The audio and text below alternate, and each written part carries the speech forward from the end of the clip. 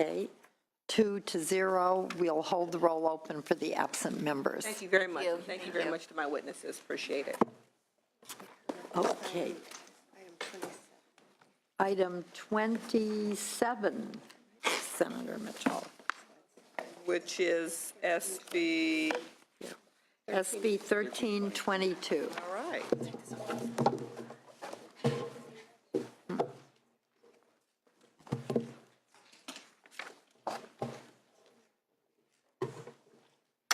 Thank you very much, Madam Chair and colleagues. Today, I'm very proud to present Senate Bill 1322, a bill which will protect victims of human trafficking by decriminalizing prostitution of minors. Under California law, a child who is under the age of 18 cannot consent to sex. And yet we charge the child victims of commercial sex trafficking with a crime, crimes like prostitution, loitering, etc. Under current law, a victim can be detained in juvenile hall and prosecuted for prostitution. This is not an appropriate, effective, or ethical response to this growing public health, public safety epidemic. By incarcerating minor victims, we are perpetuating the cradle-to-prison pipeline. In the United States, victims are disproportionately girls, ethnic minorities, and from low-income communities. According to the FBI, for arrests under the age of 18, African-American children comprise 62% of all prostitution-related arrests in the U.S., more than any other racial group. In Los Angeles County, African-American children make up 92% of prostitution-related arrests. In 2014, Senate Bill 855, a budget trailer bill, was signed into law by Governor Brown. The bill allocates $14 million in ongoing funding split between, 1, the commercially sexually exploited children program training for county workers and foster care workers, and launching and continuing this program, which provides counties with funds for prevention, intervention, and services for these victims. Even though SB 855 was directly set up to identify a clear path to the dependency court system for victims, these CSEC victims are still being prosecuted through the delinquency court system when a victim is arrested for prostitution, loitering, or a similar crime as a result of his or her victimization.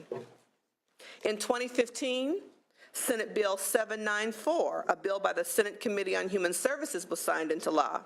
This bill aligned California with federal regulations by mandating that every county in the state must have services available for CSEC victims through the county welfare agencies. So again, SB 1322, the bill that's before you today, is in keeping with this shift in public policy and public thinking around the child victims of these heinous crimes.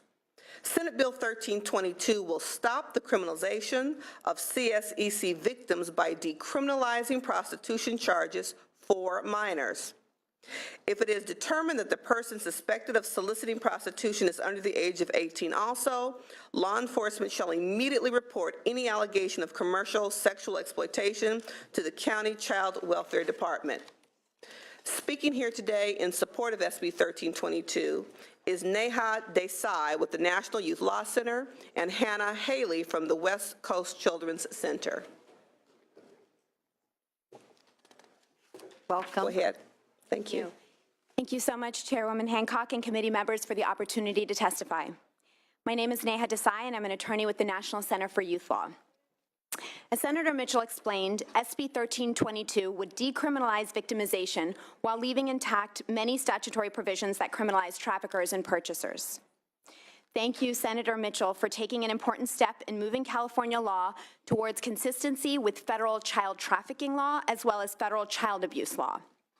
Thank you for helping California join the over 14 states in the District of Columbia in shifting the response to commercially sexually exploited children away from the delinquency system and towards supports and services. Finally, thank you for pushing our law to reflect what we all know to be true, that there is no such thing as a child prostitute. Countless voices have articulated why the criminalization of victims is inappropriate. But perhaps the most compelling voice for purposes of today's discussion is the voice of the California legislature, which spoke unambiguously in 2014 in passing SB 855 and again in 2015 in passing SB 794. As Senator Mitchell explained, SB 855 has paved the way forward for a child welfare-driven response and allocated state funding to help build upon the service capacity. Once upon a time, this country criminalized victims of domestic violence for a variety of reasons, including for refusing to testify against their abusers. Today, it would be unthinkable to criminalize a victim of domestic violence for being a victim.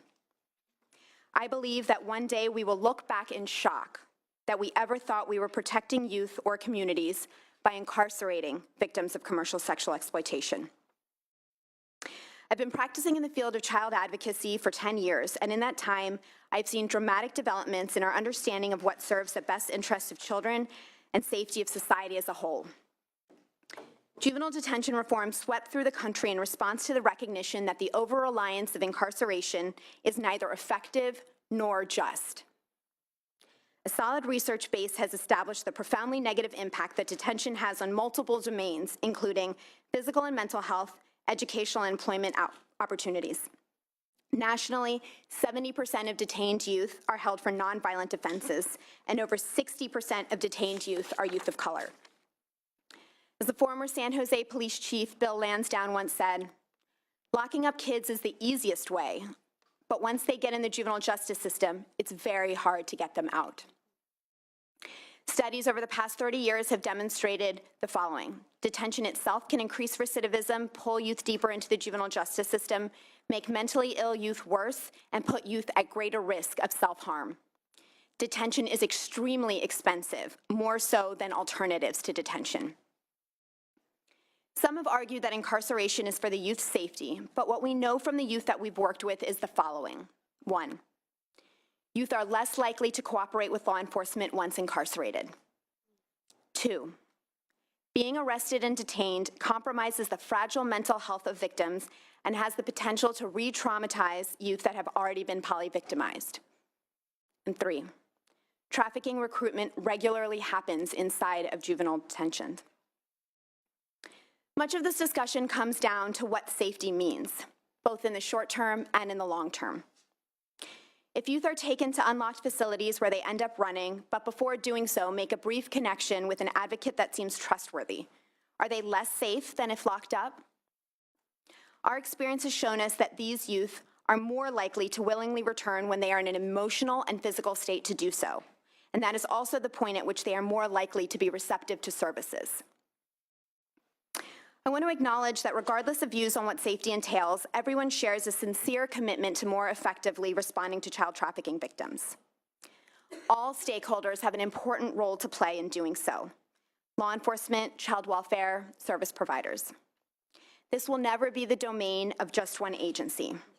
It's a question of determining the appropriate role of each agency at each stage of the process. Similarly, this is not an issue with one solution. Decriminalizing alone is not sufficient.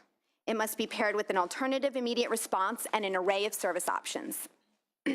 Fortunately, California is well on its way to addressing the latter two pieces with SB 855 and SB 794, as Senator Mitchell explained.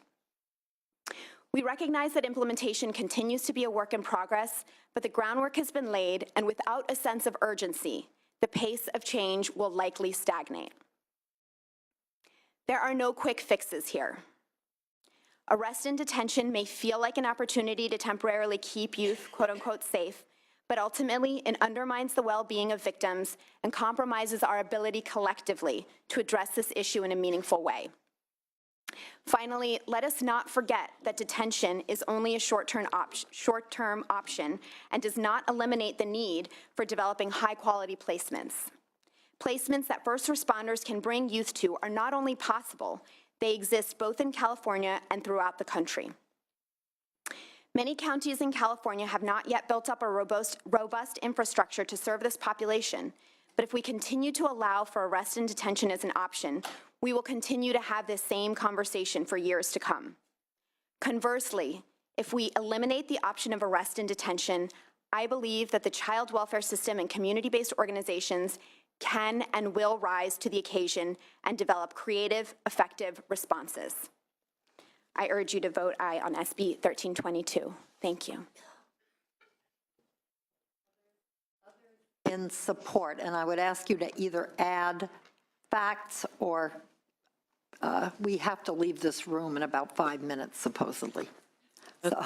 Good afternoon, Chairwoman and members of the Public Safety Committee. My name is Jody Langs. I'm with West Coast Children's Clinic in Oakland. We serve 1,700 youth per year, most of whom are in foster care, and we have a program that serves 120 sexually exploited youth per year. And what I can tell you from our 7 years of experience working with trafficked children is that we see young people in need of meaningful relationship with an adult and somewhere safe and stable to live, and help seeing themselves as worthy of care and respect. And SB 1322 shows exploited youth that they deserve the same protection that we provide all other victims of child abuse.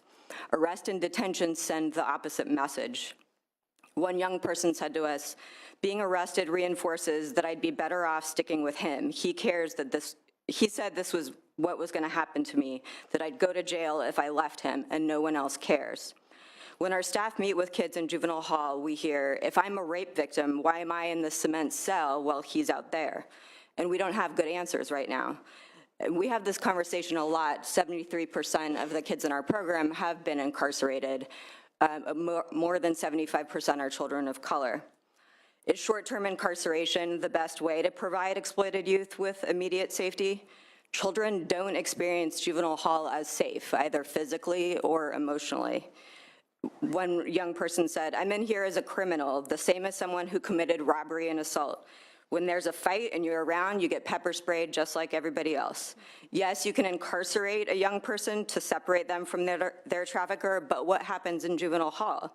We've seen more youth recruited by peer and exploited by peers in juvenile hall than we have from foster care, which I know is raised frequently. Some traffickers force youth to get arrested so that they can recruit peers. We've also had youth that have been solicited by juvenile hall staff. So one thing is really clear to us is we need to rethink how we're conceptualizing safety. So what are the alternatives? There aren't enough placements right now in any system. I think we'd all acknowledge that, but that's changing thanks to the legislative initiatives that started with SB 855. And the only way it will continue to change is if we stop making incarceration an option, because right now it's just the easiest choice. Alameda County right now has dedicated resources through our CSEC program funds to create emergency placements. So it's happening right now, and we urge you to support SB 1322. Thank you. Thank you. Others in support. Could you say the name of your organization again? I'm sorry, I missed. West Coast Children's Clinic. Thank you. Brenda Dabney with the Children's Law Center of California. We represent over 30,000 children in the foster care system in California, many of whom find themselves victims of commercial sexual exploitation. We strongly support the decriminalization of these youth and support 1322. Please pass it. Danielle Molay with the California Alliance of Child and Family Services. We're an association representing about 130 nonprofit foster care providers, many of whom are already serving CSEC youth in residential treatment programs, in intensive treatment foster care, and transitional housing, and with wraparound mental health services. Rebecca Gonzalez, National Association of Social Workers, California chapter, in strong support. Natasha Minsker, ACLU of California, in support. Dominic McIver on behalf of the California Public Defenders Association in support. Elizabeth LaFerrier, co-president of the San Francisco Women's Political Committee, in support. Ahmed Lavallee, representing the Policy Advocacy Clinic at Berkeley Law and the East Bay Community Law Center, in strong support. John Bowders for Californians for Safety and Justice, in support. Maritza Galvez, Youth Justice Coalition, in strong support. Kim McGill, Youth Justice Coalition, strong support on behalf of our members who were recruited directly out of juvenile halls, camps, and placements. Thank you. Brittany Stone-Cipher, Legal Services for Prisoners with Children, in support. Tim Morrison with Children Now, in support. Dennis Cuevas Romero on behalf of the California Attorneys for Criminal Justice, in support. Thank you. Others in support? Are there speakers in opposition to the bill?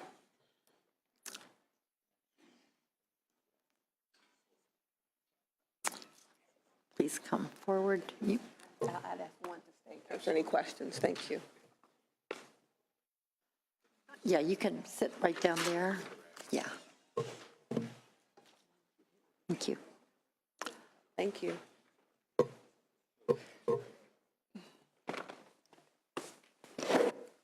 Good afternoon, Madam Chair, members. Marty Veronica on behalf of the California District Attorneys Association. Senator Mitchell, we're opposed to your measure which would decriminalize juvenile prostitution. While we share your interest in protecting the vulnerable victims of human trafficking, we do not believe that decriminalization is in the public's interest, nor is it in the interest of the victims. Your proposed solution could actually serve to create new victims and undermine law enforcement's efforts to go after the pimps who put the girls as young as 11 to work on the track. Having law enforcement take these minors into custody as dependents under Welfare and Institutions Code, Section 300, and place them in non-secure facilities where they are vulnerable to recruitment also by peers does not help.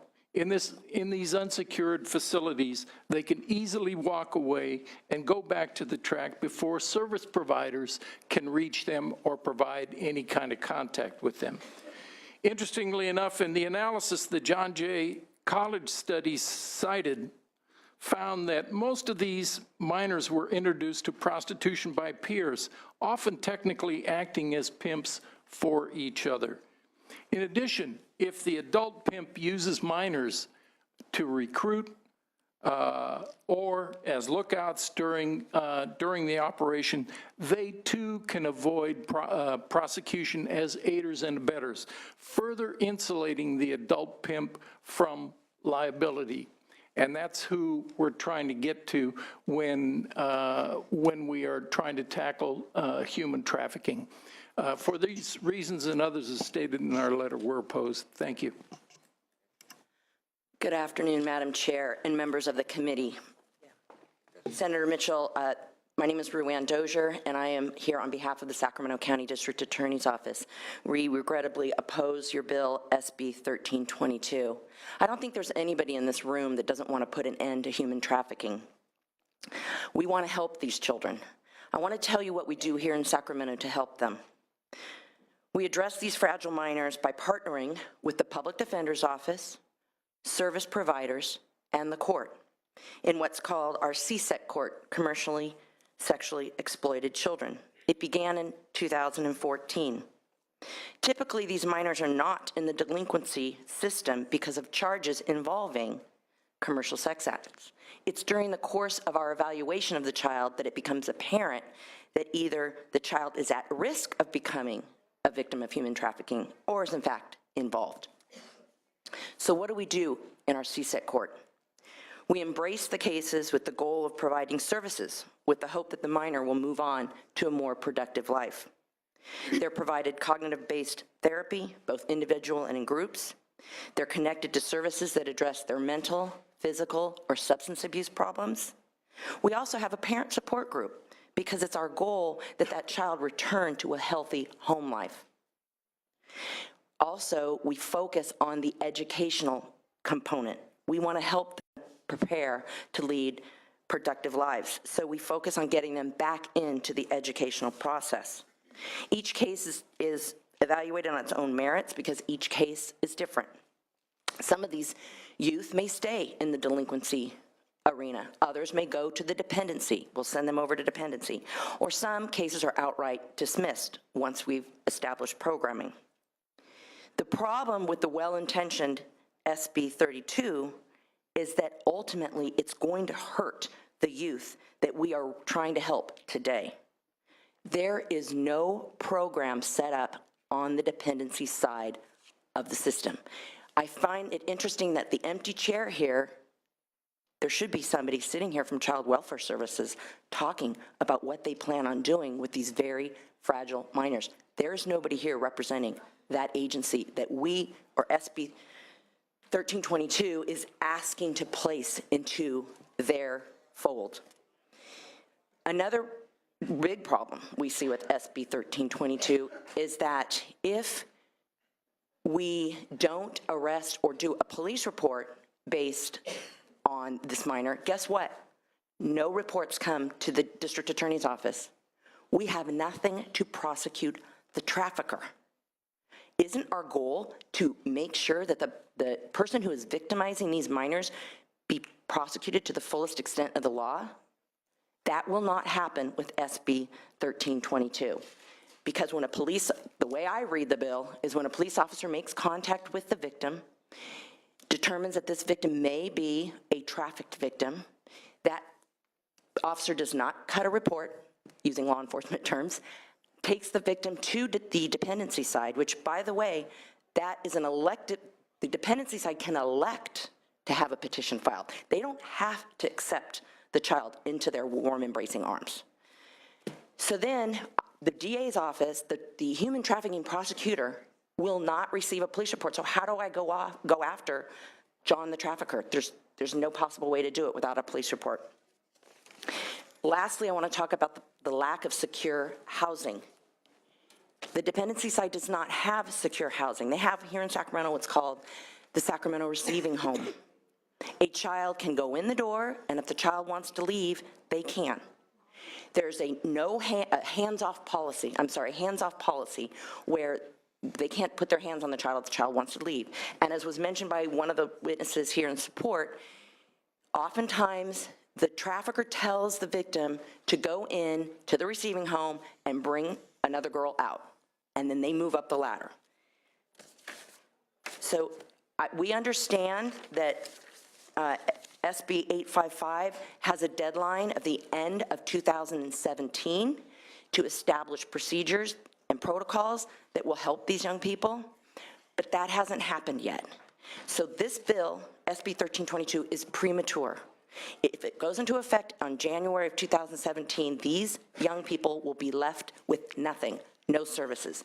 Lastly, we welcome and encourage the author to make contact with us, to the folks boots on the ground that are doing this work, because we would like to work with you and tell you what has worked in our county.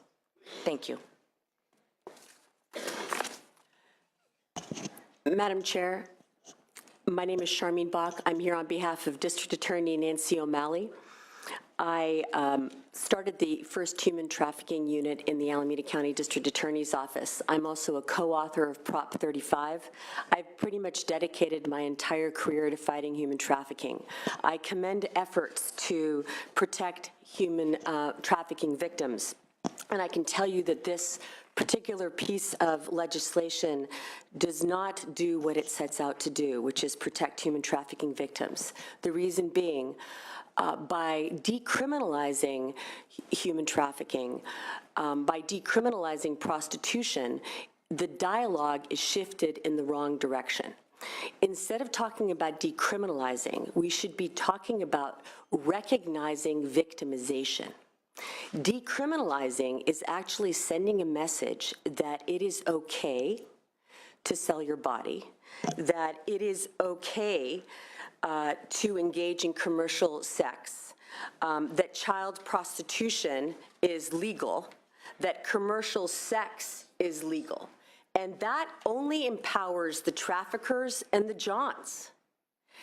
To the extent that you want police officers to slow down and take children into your police cars, making it legal isn't going to make that happen. They're not going to slow down and put a child in their car when what that child is doing is legal. Where's the probable cause to put the child in that car? Why would the police officer put a child in their car when what that child is doing is legal? There's so much at stake for a police officer these days in terms of lawsuits and civil rights actions and so forth. The cloud of suspicion that hangs over their head would be magnified tenfold by putting a child in their car for engaging in ostensibly legal activity. And what message does that send to children out there in the world, like in terms of career paths, right? It's not a good career path to suggest, yes, it's legal to engage in sex. And And somebody mentioned that child prostitution, there's no such thing as a child prostitute. That was actually D.A. O'Malley's billboard. There is no such thing as a child prostitute. That's correct. But by legalizing it, we don't deter it. We promote it. And I think it runs counterintuitive, but we need to grasp that by legalizing, we actually promote it. We don't deter it. How do we deter it? We deter it by humanizing it, by recognizing the victimization, by showing the dynamic and the exploitation of what's happening to our children, by showing it as child abuse, by ensuring that these children are linked to services. I've testified in the United States Senate, I've testified in Hawaii in front of the Georgia Senate, I've testified across the country trying to explain the dynamic of what happens on the streets. But by legalizing it, we don't help our children.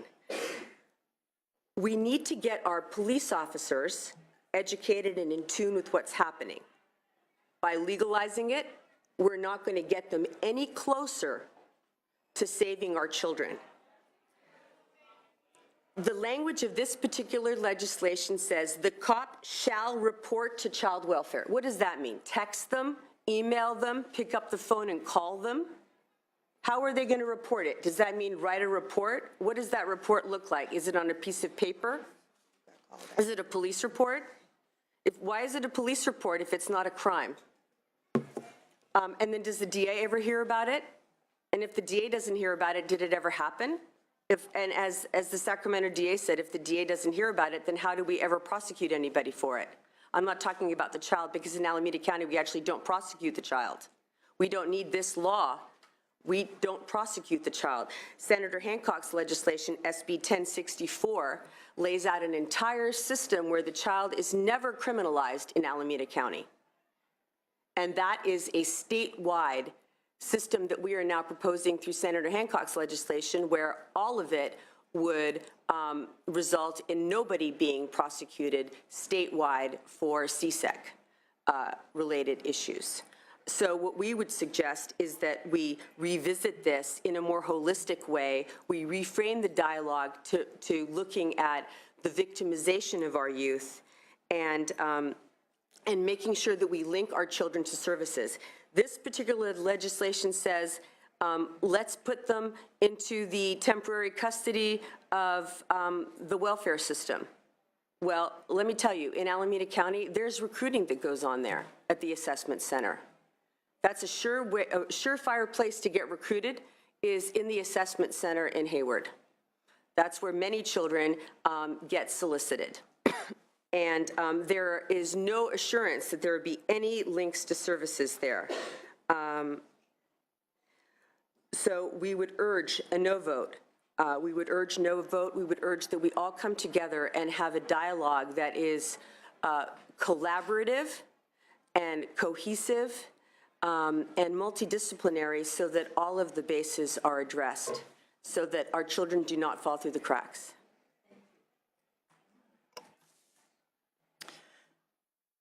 Good morning, or good afternoon, Madam Chair and members of the committee. Laura Tanney, on behalf of the Office of the San Diego County District Attorney, for the reasons stated by my colleagues, and as the parent of a 16-year-old daughter, I believe this absolutely sends the wrong message to young girls, and for that reason, the office and I oppose. Thank you.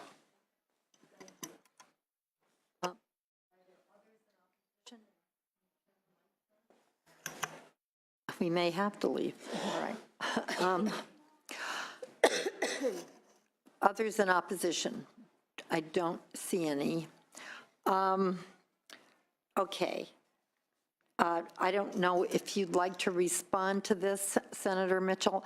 I want to say that I am not sure there is disagreement about ends or even means here. Nobody wants to criminalize children who are sexually exploited minors. I think from what I have heard, some of the differences in approach are whether it is necessary to arrest a child and put that child in the criminal justice system, Also, are there any services other than the criminal justice system in many counties? I'm very glad that we have somebody here from the Welfare Directors Association. If I could just say, Madam Chair, since one empty chair was identified, and so it's now been filled, the other empty chair that no one acknowledged, because as adults, we truly believe we are all knowing, is the chair for the young victimized woman or girl. So let me just say that while we don't have any formally sex-trafficked minors here, I do have a letter from CAST, who represents survivors, in support of the bill. But yes, Mr. Mecca could perhaps respond. Yeah, I'm interested in what is going on with the CSEC program. Does every county have it? It is discretionary. Does every county have enough services? And what are they going to do if this bill passes?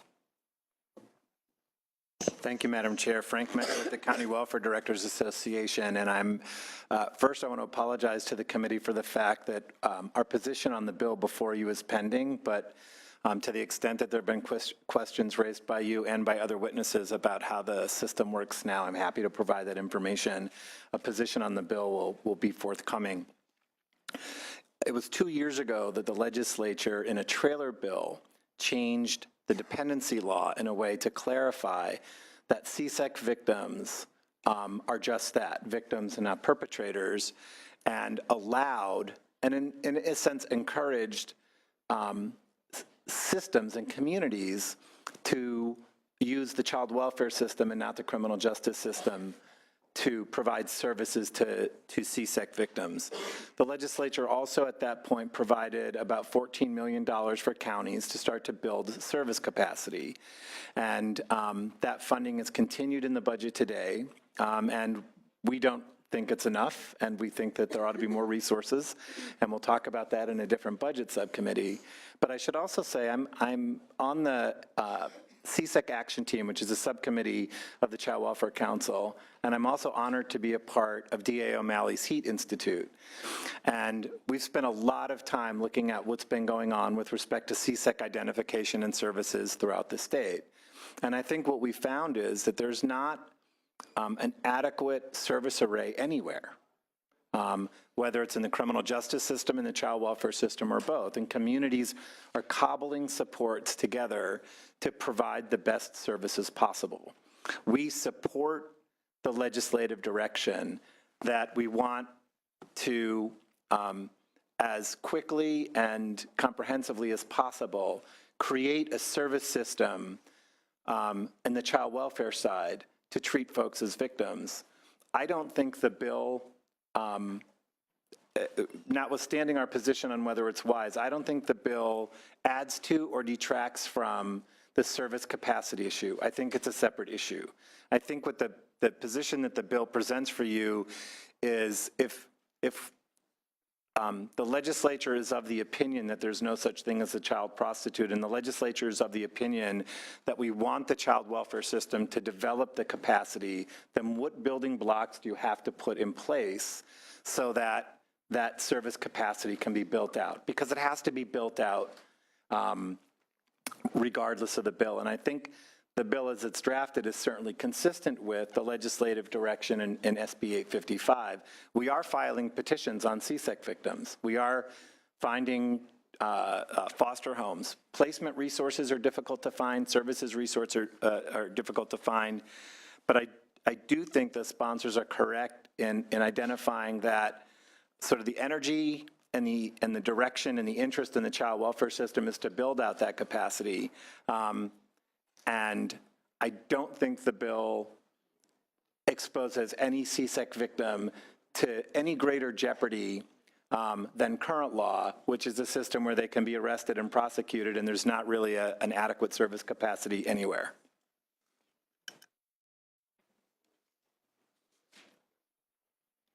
Okay.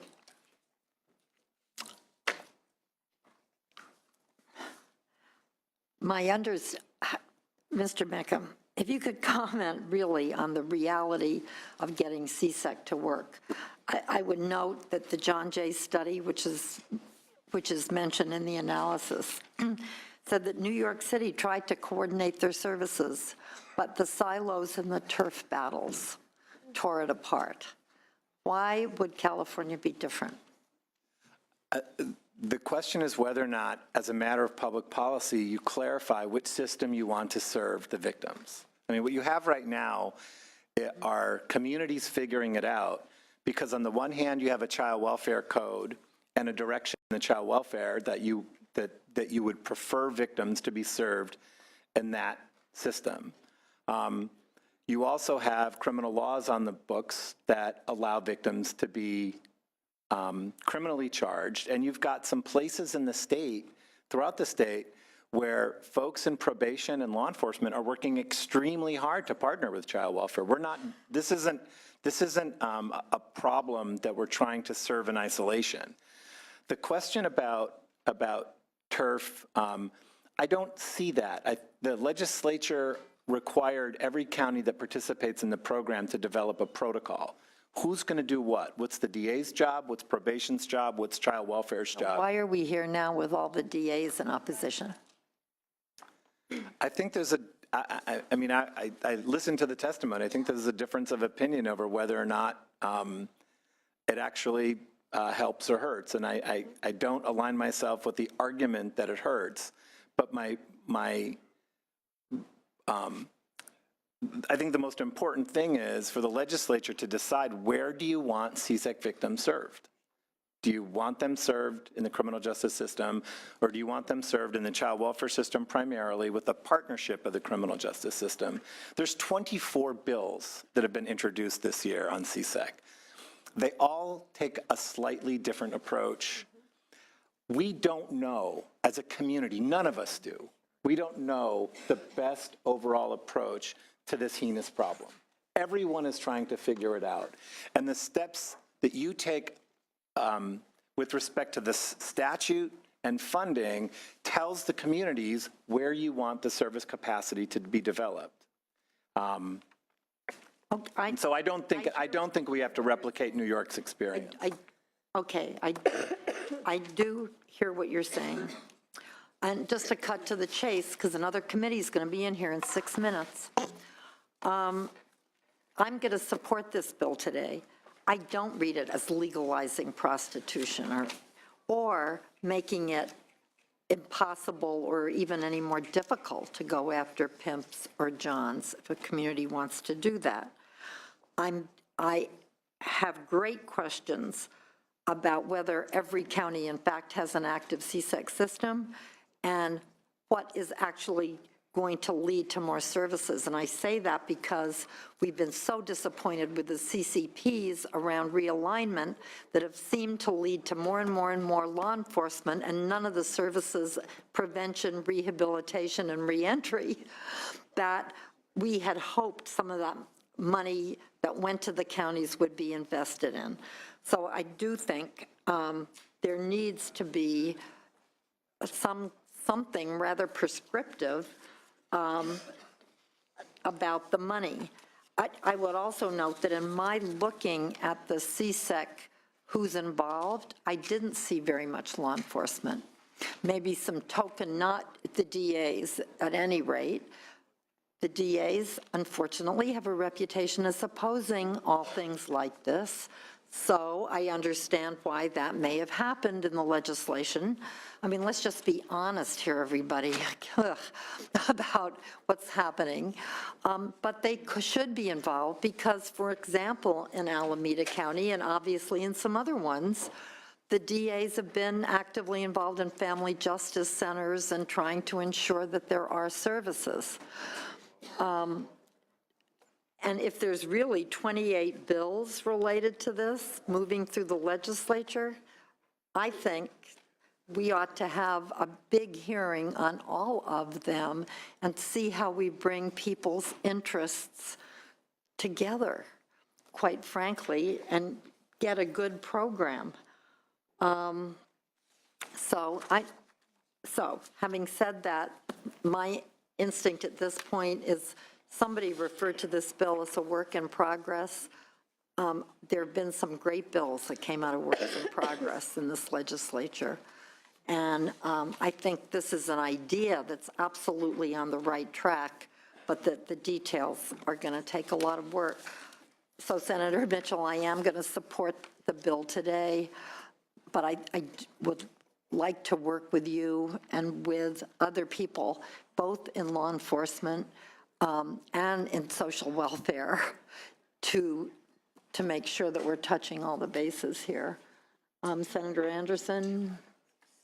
Senator, I'm leaning towards this bill, but I have one difficulty, and that is children who prey on other children by turning them out. And can you address that in the sense of your view with this bill on how to address it moving forward?